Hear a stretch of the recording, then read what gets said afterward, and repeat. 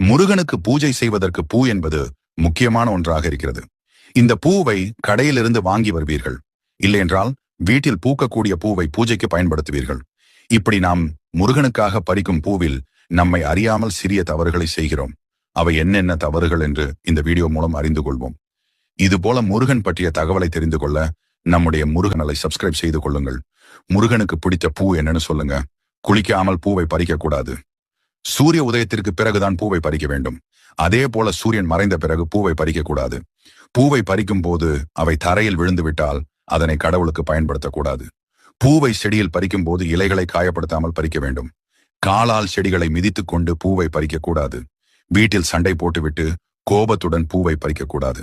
மனதை அமைதியாகவும் சுத்தமாகவும் வைத்துக் கொண்டு பூவை பறிக்க வேண்டும். செடிகளை எந்த விதத்திலும் சேதப்படுத்தாமல் பூக்களை பறிக்க வேண்டும். பூவை பறிக்கும் போது மற்றவர்களிடம் அரட்டை அடித்துக் கொண்டும் சிரித்த நிலையிலும் பூக்களை பறிக்கக்கூடாது.